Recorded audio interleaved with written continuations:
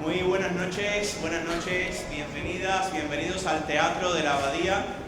Qué felicidad ver la sala Juan de la Cruz llena para disfrutar de este espectáculo, Tebanas, de Hay Teatro, con texto, dramaturgia de Álvaro Tato, que me acompaña aquí a la izquierda, dirección de Yayo Cáceres, que no ha podido acompañarnos hoy, y este fascinante elenco: Marta Estal, Cira Ascanio, Fran García, Mario Salas de Rueda, Mario García y Daniel Miguel Áñez. Bueno, en este caso no podemos olvidar nuestros nombres. Producción ejecutiva de Emilia Yahweh, a quien también le agradecemos mucho todo lo que está haciendo, y este precioso espectáculo con el que estaremos además celebrando 31 años del Teatro de la Abadía el próximo 14 de febrero. El espectáculo estará en cartel hasta el día 15. Se trata de un espacio, el teatro sabemos que no se explica, pero se trata de un espacio privilegiado que tenemos hoy aquí, y qué alegría que nos acompañe además tanto público como ha estado sucediendo a lo largo de estas semanas de Tebanas en esta sala, para conversar un poquito sobre lo que ha sido este proceso y sobre todo para que el público tenga la oportunidad de compartir con el elenco, compartir con Tato, que aquí nos acompaña. Yo tengo muchísimas preguntas, no va a dar tiempo a todo. Por suerte, además, en la Abadía estamos haciendo muchas acciones paralelas a la temporada de Tebanas. Una de ellas es el círculo de lectura que le hemos dedicado al espectáculo, al texto, que está maravillosamente editado, como todos los textos teatrales de Álvaro Tato, por Ediciones Antígona, y que es una oportunidad también para volver a disfrutar desde la palabra de esta versificación extraordinaria que le comenté a Tato hace unos días cuando leí el texto. Ya lo conocía, había visto un ensayo, había visto una función, pero leer el texto es una experiencia tremenda, porque aquí tenemos, es decir, Tato dice, una versión de estas grandes tragedias griegas, y yo te digo que no, esto es un texto extraordinario, nuevo, porque has convertido, digamos que has traído todo ese imaginario de la tragedia clásica, que lamentablemente hemos leído convertida en prosa otra vez a lo largo de siglos. En castellano la hemos leído en prosa, y has hecho algo que es, yo a mi juicio, monumental, porque la saga de Tebas está dispersa entre los tres grandes trágicos, entre Sófocles, Esquilo y Eurípides. Has tenido una ambición, sana ambición, que hoy disfrutamos mucho, de hacer una trilogía de la saga tebana, tuya, con tu sello, con el sello de Hay Teatro, con esta maravillosa puesta en escena, y con un tinte de drama satírico también, un pedacito, ¿no? Con un poco de humor, respondiendo también a lo que era la tradición de la representación de la tragedia clásica, ¿no? Tato, cuéntanos ante todo, en una obra donde has escogido determinadas estrofas, determinada versificación. Vemos romance, vemos algunos momentos donde hay redondillas, vemos un delicioso diálogo que parece casi prosa, pero no es prosa, en endecasílabos sin rima, con algunos heptasílabos metidos por ahí. Digamos, ¿cómo seleccionas el estilo, la versificación, para contar otra vez la familia de Tebas? ¡Wow! Lo primero, que gusto da escuchar a Abel González Melo, ¿verdad? Qué gusto escuchar tus palabras. Muchísimas gracias por acogernos. Muchísimas gracias a Juan Mayorga, a todo el equipo de la Abadía, de este templo que cumple 31 años. Es asombroso. No sé si han ido siguiendo la aventura, pero claro, llegar con un proyecto como este, no sé qué sentís desde arriba del escenario, pero llegar con un proyecto de este tipo, que tiene tanto que ver con el ritual, que tiene tanto que ver con la magia, con la quintesencia, el teatro puro, pues le hace sentir a uno como en una especie de encuentro entre lo que es el espacio sagrado de lo que fue este lugar antes, que por cierto el otro día Carlos Hipólito, cuando vino al estreno, nos dijo: ¡ay, pues yo me bauticé aquí! Sí, y digamos, y ese espacio mágico, ese espacio de ensueño que es el teatro, que es en concreto, en este caso Tebas, que representa de alguna forma la ciudad, ¿no? Y ya para empezar a responder tu pregunta, ya para los atenienses, Tebas es nosotros. O sea, es un espejo de Atenas, es un espejo de la democracia y es de alguna manera el símbolo del nosotros que somos, que seguimos siendo. O sea, hablar de Tebas, hablar de estas 3 tragedias tebanas, es intentar darle una voz escénica al nosotros que empezó a construir el concepto de Grecia, que es el concepto de Europa, que es el hombre, ¿no? En uno de los versos dice, ¿cómo es lo que cantáis? Lo de las maravillas. Del cielo y la tierra es el ser humano la mayor de ellos. Que es uno de los grandes poemas que se compara con el famoso discurso de Pericles, estos versos de Sófocles, que se dice que es como que da carta de naturaleza a esa democracia que, por desgracia, no sé si exageradamente voy a decir esto, pero a veces siente uno que está igual de amenazado que por los persas del siglo V a.C. Pero dejemos de hablar de cosas feas.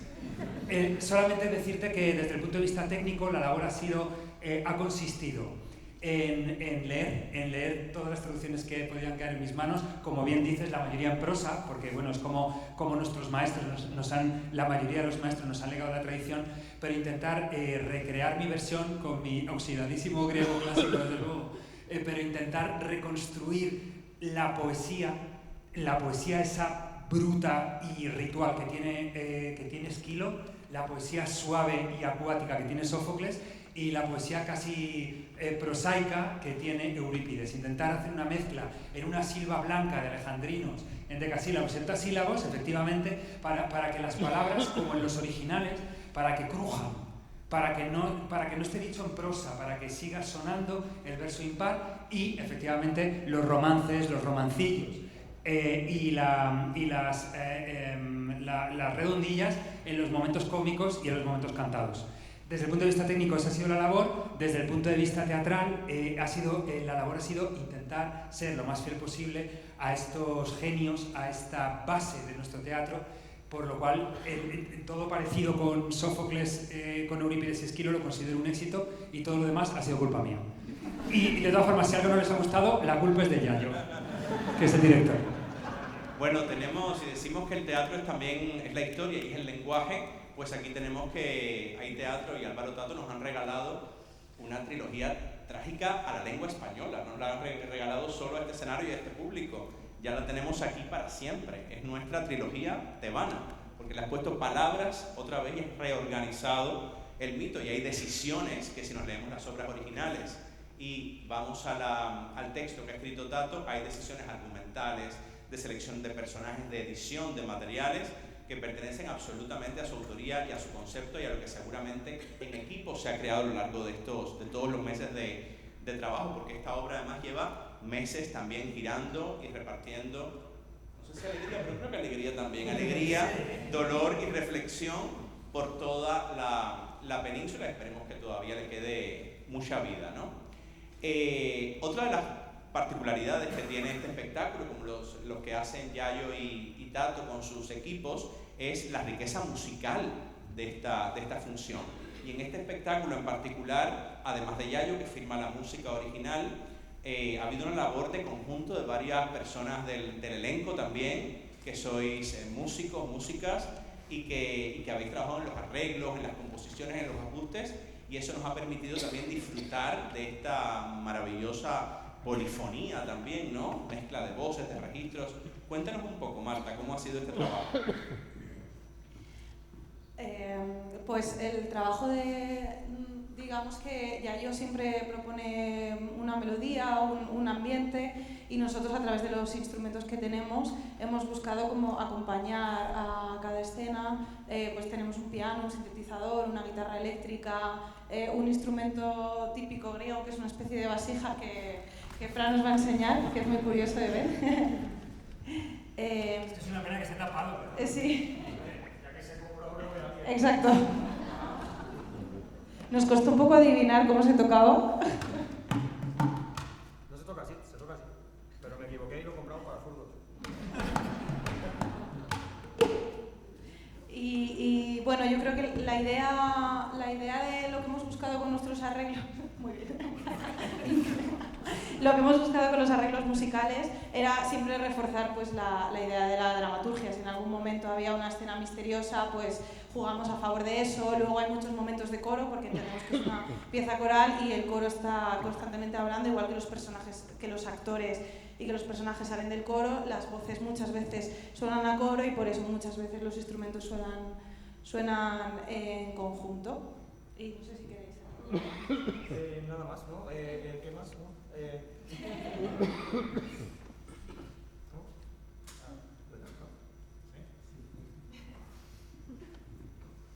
Bueno, sobre el proceso de investigación para hacer los personajes, para hacer, para traer la idea del teatro griego, también traerla a esta ágora contemporánea. Efectivamente entráis, salís del coro, hacéis personajes que son muy elevados, que son reyes, también hacéis personajes que son de otras clases sociales mucho más bajas. Ahí también se entremezcla lo trágico con lo cómico. Toda esta investigación en el universo tebano, a través de la visión de los distintos trágicos, de las distintas investigaciones que se han hecho, que son muchísimas, infinitas, sobre este imaginario, para construir los personajes, ¿cómo ha sido? ¿Qué os ha servido más para trabajar este entrar y salir, para trabajar determinados momentos, lo que subraya, lo que Álvaro ha decidido de subrayar, poner en primer plano, evolucionar de un personaje a otro? Tiene una naturaleza actoral muy curiosa esta función, que me gustaría que hablarais un poco sobre ella. ¿Hay otro micro por allí? ¿Tenemos un segundo micro? Gracias. Muchas gracias. Dani es muy actor. Bueno, la verdad que Yayo tiene una manera de trabajar muy interesante y es que aborda los personajes desde... Él tiene una metáfora muy bonita, que es que no le gusta ver... Todos nos esforzamos muchas veces en las escuelas de interpretación, y no quiero pegar la chapa, pero bueno, en el conflicto, en las circunstancias dadas, en el método, etcétera, ¿no? Y él dice que eso es mirar el personaje como hacia adentro, ¿no? Y que así no consigues perspectiva. Él dice que es mejor salir de eso y ver el personaje desde fuera, y por eso lo que articulamos nosotros es tan animal, tan agresivo, porque vamos directamente al conflicto, a la palabra pura, ¿no? Nos hemos esforzado mucho en que todo suene como esa imagen que él nos repite siempre de una pelea de perros a punto de tirarse el uno enfrente del otro, ¿no? Y que suene a ese ritmo un poco antinatural, con esa cadencia rítmica que se aleja un poco de la interpretación convencional. Los personajes, si os fijáis, están muy estirados, muy oscuros, muy esperpénticos incluso en ocasiones. Lo hemos abordado un poco así, ¿no? Por supuesto, cada uno con nuestras lecturas, con nuestro acervo personal. Cada uno, además, lo interesante del equipo, que estamos yo creo todos encantados, después de ya un año conviviendo de gira, por fin de ya recalar aquí en Madrid, es que cada uno viene de un universo muy distinto, ¿no? Y cada uno, pues yo vengo de la filología, otros son músicos, otros han estudiado fotografía, etc. Entonces todo ese universo particular de cada uno ha aportado muchas cosas, ¿no? Mi creación de personaje, por ejemplo, y lo digo sin ambajes, viene de la creación de personaje de Fran, de su Edipo. Y la mía viene de la del suyo. Pues mira, Edipo, que etimológicamente viene del griego Edipos, que es el de los pies hinchados, por eso Fran arrastra el pie durante toda su propuesta interpretativa, ¿no? Porque estuvo de niño atado a los pies, según algunas versiones incluso lo alancearon, ¿no? Por ese andar. Y yo agarré también la etimología de mi personaje, que es creonte, viene de creón, del poder, ¿no? Del abuso de poder, la mano derecha, la mano del fascista, la mano del poderoso, que la primera imagen, bueno, esto lo cuento, no lo ve nadie, pero lo vemos nosotros, que es lo importante, me ato con una cinta, ¿no? Entonces, bueno, y me la agarro de vez en cuando, ¿no? Entonces, bueno, esas propuestas, esos matices los hemos ido encontrando a medida que ha ido avanzando el proceso y con muchísima escucha, que es de lo que nos sentimos quizá más orgullosos en el elenco, ¿no? Estamos todo el rato receptivos a la propuesta del otro, ninguna función es igual que la otra y bueno, estamos muy contentos también de la acogida que está teniendo el montaje y de tu pregunta, a ver. Yo poniéndome un poco intenso, también visto desde un lado stanislavskiano, si lo queremos, o como más actoral, que al final esa palabra es ridícula, pero bueno, creo que la grandeza de estos textos recae en que tratan temas que atraviesan a toda la humanidad durante toda la historia. Entonces, en mi caso, por ejemplo, si tengo un conflicto con mi padre, por eso decía lo de Stanislavski, de crear imágenes y crear un mundo interior, no me cuesta ningún trabajo como Mario, verme en la situación de cómo sería mi conflicto con mi padre en la vida real y de ahí trasladarlo a la escena con Creonte, porque son temas que, insisto, atraviesan a toda la humanidad. Cuando Esquilo y estos autores hablan de guerras, de conflictos familiares, de amor, son temas que lamentablemente la guerra la estamos viviendo día tras día, el amor ni los cuento y conflictos familiares pues también. Entonces creo que la riqueza de estos textos ayuda, a mí por lo menos me ha ayudado como actor a llevarlo a escena de una manera más contemporánea, sin tener que también, pues aunque había un trabajo de imaginería y de documentación a nivel histórico, pero bueno, que creo que es fácil llevarlo a hoy en día. Se necesitan sin duda cuerpos muy entrenados como los de estos 6 intérpretes para llevar adelante una propuesta que físicamente es muy demandante también. Y me gustaría que nos contarais un poco, sobre todo quienes no habéis hablado todavía, que nos contéis sobre este trabajo coreográfico, porque es verdad que cada función es diferente, pero también que hay una pauta muy cuidada a nivel de arquitectura escénica, ¿no? Todo ese trazado, toda esa coreografía. ¿Cómo ha sido? ¿Cómo se encuentra? ¿Cómo se investiga esto?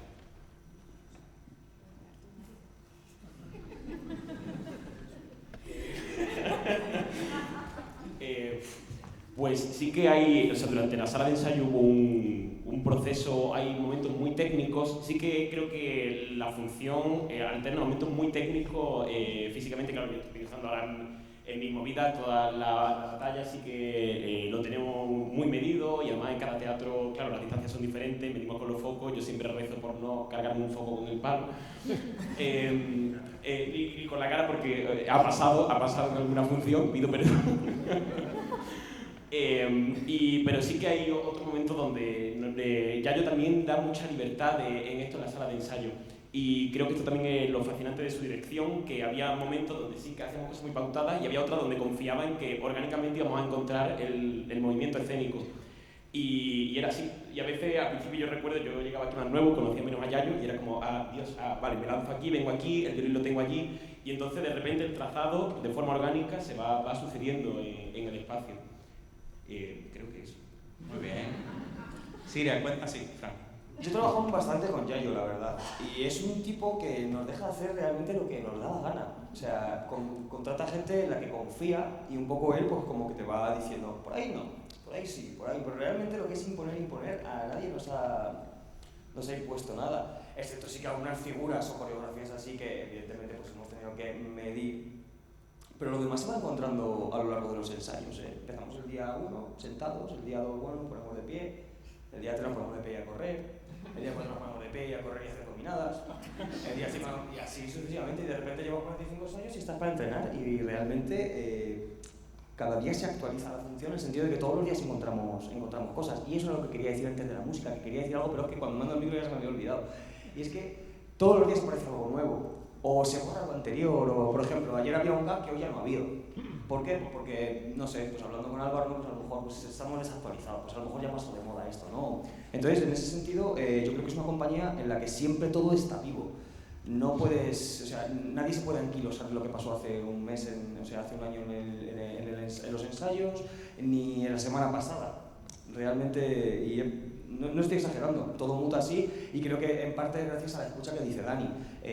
Tiramos, un colega se salta el pie y tú te vas a lo siguiente y en ese sentido no siempre pasa eso. Tú muchas veces le dices a uno tú te has equivocado y él te da su réplica, porque no se está escuchando, ¿no? En ese sentido aquí hay una escucha tremenda y creo que parte de esa escucha es lo que nos permite también pues, hacer ese trabajo coreográfico. Y pues eso, no pasar de Reyes a que me pongas el culo encima porque soy tu asiento. Siria, cuéntanos un poco, porque también tu experiencia, bueno, das voz aquí a algunos de los personajes femeninos más extraordinarios de la historia del teatro, con estas palabras fascinantes. Cuéntanos un poco. Pues bueno, una suerte, la verdad, poder interpretar a Yocasta y Antígona. Y bueno, respecto a lo corporal, sí que creo que ha sido muy importante entender la visión de Yayo, que creo que también tiene que ver mucho con la escucha, ¿no? Con ver más allá de lo que son las palabras para poder entender lo que él está visualizando. Y hablaba de una cosa muy expresionista, también salía como referente las pinturas negras de Goya. Entonces nos hemos ido deformando poco a poco y y precisamente por la escucha nos hemos ido contagiando también con eso, ¿no? Creo que hablaba también Yayo, ¿no? De hay que copiar está bien. Si tu compañero está haciendo algo que está genial, cópiale. Y bueno, eso también forma parte de la escucha. Y luego respecto a Yocasta y Antígona, como decías, que son personajes elevados, creo que de hecho este montaje no los quiere bajar a tierra, los baja a tierra porque los conflictos que les pasan son de tierra absoluta. Entonces por eso también las voces están muy bajas, ¿no? En ambos personajes. Y bueno, para mí, cuando hablamos, ¿no? de la construcción de personaje, honestamente, también yendo a lo de que Yayo defiende, ir a la acción, ir a la palabra, no ha habido un mejor regalo que ese. La verdad, creo que las palabras que nos ha dado Álvaro para estos personajes son una absoluta delicia. Están las imágenes ahí puestas. Amor, a ti te culpo, amor que vives en el tierno rubor de los amantes, o sea, que no tengo que imaginarme demasiado. O sea, es una belleza absoluta, ¿no? Entonces, está ahí puesto. Y creo que es confiar en eso, en ir palabra a palabra, que cada palabra es un escalón que va describiendo al personaje. Gracias. Tengo un par de preguntas, Álvaro, para ti, enseguida damos el paso al público. Viendo la obra y releyendo los textos originales también en las versiones que tenemos en casa, pues pasan cosas curiosas, ¿no? Porque como cada uno va escribiendo, cada uno de los trágicos fue escribiendo pues sus trilogías, algunas obras nos llegaron, otras se perdieron, pues cada uno es libre de escoger, subrayo esto, quito esto, edito lo otro, y entonces dentro de las historias, cuando las unes todas, hay como cosas como que no acaban de encajar en conjunto, ¿no? Porque cada uno fue haciendo sus trilogías, sus historias. Y es verdad que cuando las leemos y vemos algunas de las operaciones maravillosas que has hecho en el texto, nos encontramos con algo que me parece muy, muy bonito cuando vamos a ver cuando vemos Fenicias de Eurípides, la escena, porque es uno de los grandes, creo que es uno de los grandes momentos del teatro, ¿no? Cómo eso se transforma. En Fenicias, la intermediación de los hermanos para la tregua entre Teócles y Polinice es la madre, está hecha por la madre, y lógicamente en una trilogía, en la trilogía de Álvaro Tato, fascinante que hemos leído, iría en contra del juego si mantuviéramos a la madre, porque la madre ella misma acaba de quitarse la vida, ¿no? Ante el horror que ha presenciado. Y sin embargo se resignifica mucho con la presencia de Antígona. Sí. Pasa algo curioso, cuéntanos sobre esto y alguna otra operación singular del trabajo. Sí, qué guay que lo hayas visto. Típica cosa que dices, nadie lo verá nunca, y Abel lo vio. Sí, claro, en Fenicias efectivamente es Yocasta la intermediaria, lo cual es muy interesante porque para Eurípides Yocasta no ha muerto, Yocasta no se ha suicidado, que es un poco raro, pero ella está dentro de la ciudad cuando se sucede el asedio. Estas cosas que dices, vale, ¿qué sucede si es Antígona la intermediaria? Que Antígona tiene un paso intermedio antes de convertirse en una heroína. Porque si os dais cuenta, una de las cosas que más hemos hablado mucho con Dani, ¿verdad? Veníamos hablando de eso precisamente antes, es decir, ¿quién es el protagonista de Antígona? ¿Es Antígona o es Creonte? Porque es que el que cambia es Creonte. O sea, Antígona, verso 1, voy a enterrar a mi hermano, me da igual lo que pase. Y dices, ¿de dónde viene esa rabia heroica? O sea, esto es Juana de Arco, esto es... O sea, entonces, claro, de pronto, si le damos los versos que Eurípides le da a Yocasta en Fenicias, en esa escena, como dice, sobrecogedora del encuentro de los dos hermanos secreto, le abrimos una ventana como una especie de escalón del que salta ella para llegar al comienzo de Antígona. Otro de los secretos que te cuento, que os cuento, es que el monólogo de Antígona está envenenado de María Zambrano, que tenemos una pedazo de Antígona de María Zambrano, que es un texto de los textos más hermosos del siglo XX en España, de los textos de poesía, porque es poesía en prosa, pero es poesía y filosofía, que es la Antígona de María Zambrano. Y lo que dice ella de mi corazón, ¿no? Como un cántaro de sed, dice eso, ¿no? Hay un fragmento ahí que dices, no vamos a poder decirlo de otra manera más salvaje y más profunda que la de María Zambrano, refiriéndose, por cierto, al exilio. Eso se lo robamos a María Zambrano. Otro secreto, que para nosotros, los protagonistas de esta obra, de Tebanas, claro, cuando ves las obras por separado, puedes encontrar los vínculos entre los personajes. Pero cuando las cuentas juntas, dices, espera, espera, ¿los protagonistas son estos estadistas que se pasan de vueltas o los protagonistas son los que sobreviven?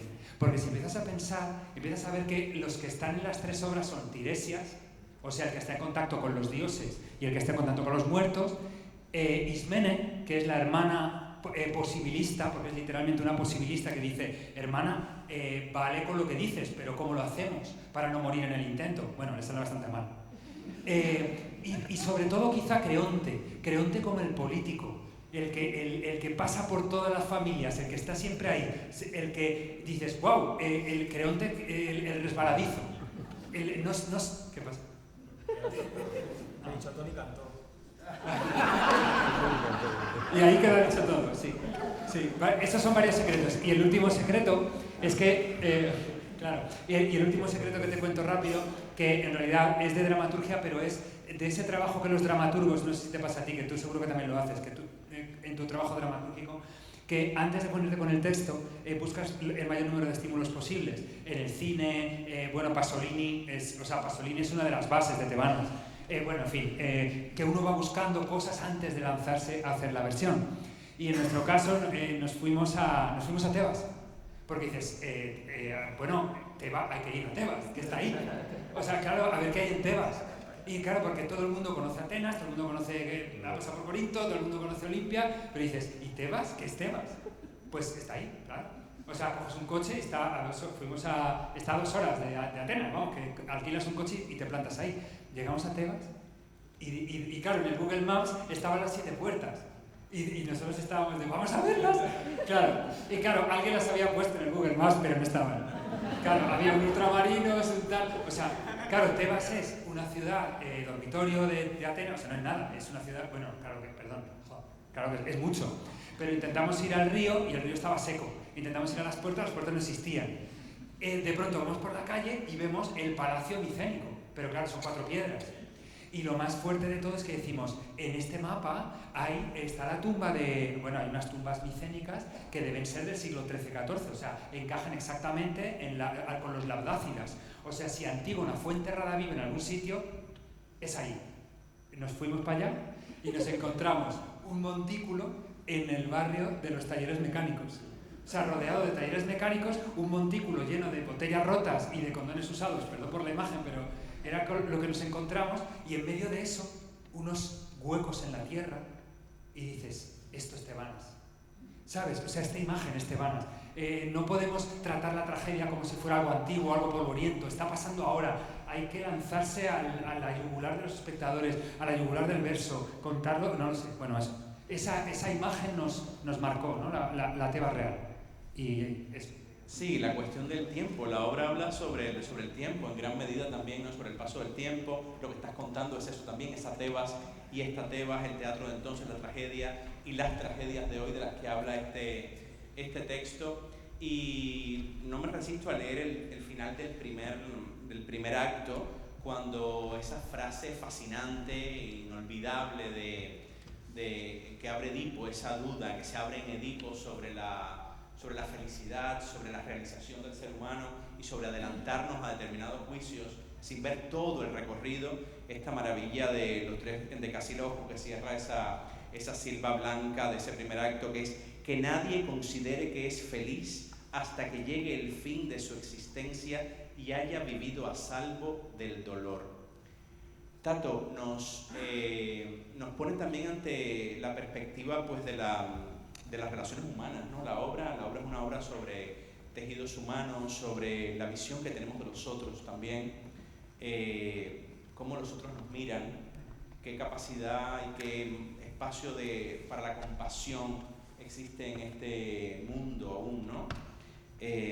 Todos esos espacios de vigencia que estas obras además reunidas, pues es como si fuera una olla que rebosa, ¿no? de todo eso. De todo este universo clásico, si tuvieras que marcar una de las cuestiones más importantes, ¿qué es lo centralmente más vigente para ti de todo este imaginario? Mira, seguramente, y dándonos cuenta durante todo el proceso de que la tragedia no trata de gente que llora, sino de gente que intenta no llorar, no trata de gente que sufre, sino trata de gente que intenta no sufrir, seguramente yo te diría que lo que acabas de mencionar, que el gran tema inmanente, el gran tema que nos está hablando, o que por lo menos queremos pensar que nos está hablando a los espectadores de ahora, exactamente igual que los de la Atenas del siglo V, es el otro, es los demás, es el coro de tebanas preguntando a los estadistas cuál es el precio que pagas por la aplicación de la ley, por ejemplo, en el caso de Creonte. ¿Cuál es el límite entre la verdad entre la búsqueda de la verdad y la búsqueda de tu propia identidad y la ley colectiva, ¿no? Como en el caso de la maldición de Edipo? En fin, yo creo que es un gran canto al nosotros. Yo creo que la tragedia creo que es todo lo contrario a la solemnidad, en el sentido en que los clásicos lo son. Si los clásicos lo son es porque son permanentemente jóvenes, porque nos siguen mirando a los ojos y sobre todo porque son adolescentes, porque adolecen, de adolescere, ¿no? De adolecer, de que te falta algo. A toda esta gente le falta algo.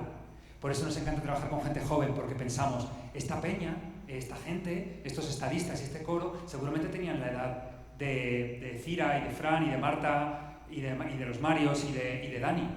Seguramente están planteándose en caliente, desde sus cuerpos, desde su hambre actoral, esas preguntas, ¿no? Nos están hablando desde el siglo V con una voz que no es que sean actuales, no es que sean contemporáneos, es que son futuros.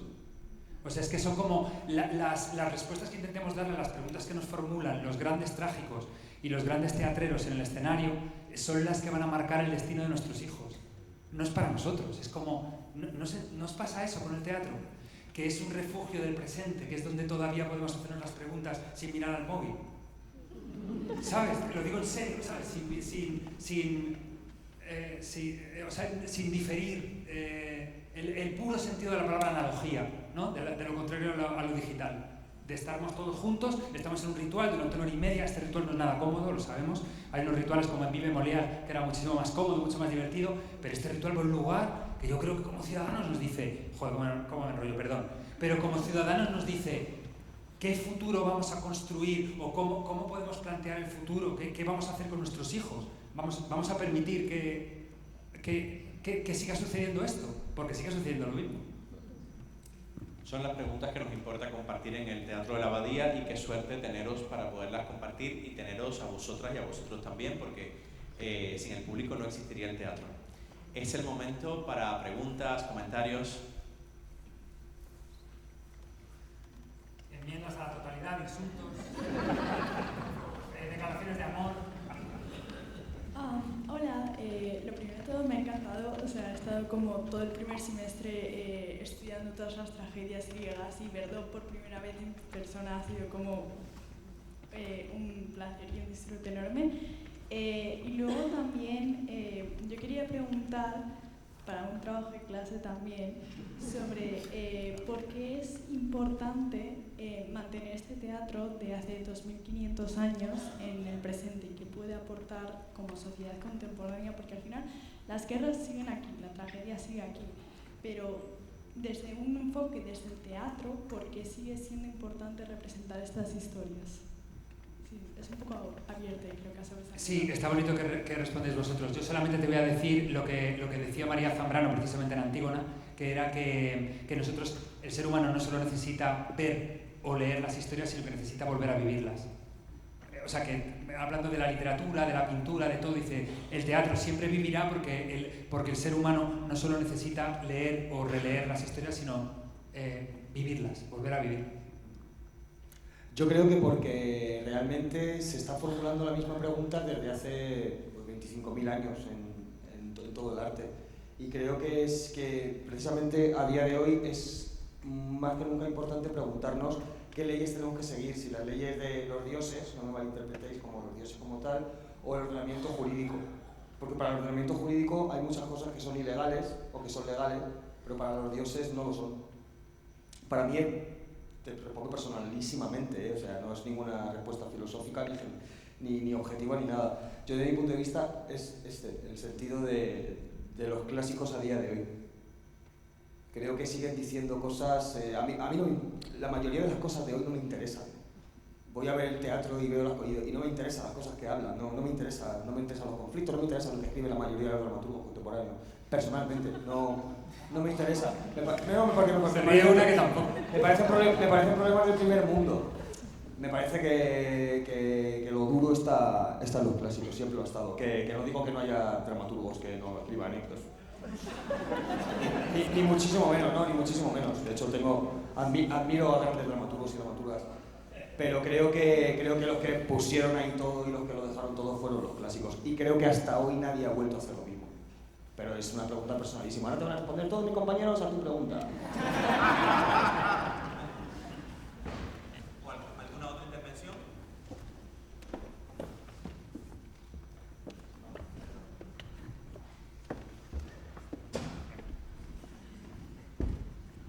Hola, buenas noches. Lo primero, qué maravilla. Sois una maravilla. Enhorabuena. Sus obras siempre son maravillosas, pero esta es extraordinaria. ¿Qué formación tenéis? Porque es que cantáis bien, tocáis instrumentos de maravilla. El violín es una pasada. Sois grandes actores. ¿Qué formación tenéis? El violín es playback. No, playback nada. Ojalá, lo pasaría más tranquilo. ¿Qué instrumento más peculiar? Que Luthier te lo ha hecho. Sí, este es un violín eléctrico, es de la marca Yamaha, una ¿Es Yamaha? Sí, pero es una belleza y además le venía a este espectáculo, le encajaba y todo estéticamente. Pues tocas el violín de maravilla. Marta, te quiero ver en el Real, por favor. Te quiero oír en el Real. Ojalá. Petición. Escribidle Joan Matabosc, @Teatro Real. Por favor, sí. ¿Cómo habéis tenido esa formación? Bueno, yo estudié canto lírico y piano clásico y poco a poco me he ido metiendo también en el mundo del teatro, que ha sido una forma de aunar también todos los lenguajes que me apasionaban, que también había mucha cosa teatral que me faltaba un poco en todo lo lírico, que tiene sus propias normas y sus propias estructuras, digamos, y aquí hay cosas que puedo explorar más. Básicamente hice eso, pues estudié en el conservatorio y ahora pues hago un poco de todo. Esa es mi formación. Sí, o sea, yo de formación, por hacer así un resumen, venimos de escuelas de arte dramático públicas. Yo, por ejemplo, estudié en la SAT de Málaga. Ahí también Isira estudió en la RESA, Mario también estudió allí en la RESA, Dani estudió filología. O sea, somos muy multidisciplinares. Yo también estudié el conservatorio de violín. Entonces creo que todos vamos aportando, incluso Fran también estudió Derecho. Yo soy sinvergüenza. No. Y creo que venimos todos como de ambientes muy multidisciplinares, incluso fuera ya de la formación reglada, venimos también, o sea, practicamos artes marciales que también incluimos, eso que es un poco toda la formación. Creo que todo lo que tenemos en nuestra cabeza al final lo acabamos metiendo. ¿Una pregunta más? Y otra por allá. Sí, buenas noches. Yo lo que me he centrado más en la parte que tiene que he visto en la obra, que yo he visto, sobre la espiritualidad y también relacionado con el sistema de creencias. Si podéis aportar algo más, pues gracias. Hay una anécdota que nos hemos contado, hay una imagen muy potente, creo, o eso hemos intentado, que es la caída de las camisas sangrando por la cúpula de la abadía, ¿no? Esa imagen nos la propuso, al hilo de lo que pregunta el caballero, ¿no? Nos la propuso desde el principio Yayo, porque él se basó en unos ritos de la Europa del Este donde para poder lavar la mancha de una sangre familiar, es decir, la ley de Talión, ¿no? Matar al otro porque te ha matado a tu primo, entonces yo mato a tu madre, y como ha matado a mi madre, yo mato a tu padre. Colgaban una camisa ensangrentada en la puerta de la casa y hasta que esa camisa no desaparecía no se había conseguido limpiar esa culpa, ¿no? Entonces hay como un imaginario espiritual, ritual, cultivamos mucho eso. Creo que el teatro se ha desconectado, y aquí yo, bueno, no me quiero meter también aquí como Franete en líos sobre teatro contemporáneo, pero se ha desconectado de alguna manera con lo espiritual y con lo ritual en el mejor sentido de la palabra, ¿no? Y creo que esta casa, la abadía, me refiero, ha vuelto los ojos a ese teatro que conecta de alguna manera con la esencia del ser humano y con lo que somos más allá del contacto físico, de lo virtual, del presente más inmediato, de la neoposmodernidad, del todo vale pero nada vale, del relativismo posmoderno, ¿no? Entonces, creo que esta función, al hilo también de lo que decía Franete con los clásicos, nos devuelve un poco esa pasión y ese fervor por lo que fuimos y por lo que seguimos siendo, ¿no? Hay muchos elementos. Yayo Cáceres, y tirando también del hilo de todo lo que nos propone Tato la dramaturgia, es un genio en la poesía de las cosas, ¿no? En encontrar los elementos que impulsan la espiritualidad. Lo ha hecho en todos sus montajes, ¿no? Pienso el más reciente en Burro, por ejemplo, que ahí estaba Fran también en el elenco con Carlos Hipólito, el lirio, un lirio que aparece en escena. El tallo del lirio era luego la pluma de Juan Ramón Jiménez, ¿no? Pues aquí hay un montón de elementos que se resignifican poéticamente, espiritualmente, para convertirse en otras cosas, ¿no? Y que el espectador, digamos, que impulse su imaginación hacia lugares que no espera, ¿no? La arena de Teocles tirando sobre la tierra de Tebas es a su vez la arena que luego usará Antígona para enterrar simbólicamente a su hermano, ¿no? La cincha de Edipo como símbolo de su ceguera es el salvoconducto con el que luego entra Polinices en el palacio. Entonces, todo el rato intentamos reimpulsar los elementos en ese sentido, digamos, de conexión con lo espiritual, con lo poético, en su sentido más amplio, ¿no? No sé si ha sido un poco farragosa la respuesta, perdón. Teníamos una última pregunta por ahí. Había una chica antes, creo, ahí con gafas. Vale. Tenemos una última pregunta por ahí. Que mañana tienen doble. Mañana tenemos matinal por la mañana. Yo voy a ser muy rápido. Primero, felicitaros. Ha sido toda la interpretación y toda la puesta en escena es lo que más me ha gustado. Ha sido magnífica. Las peleas, la muerte de Antígona, cómo describir la batalla, lo bien que lo hacéis, con gestos, de una forma muy simple.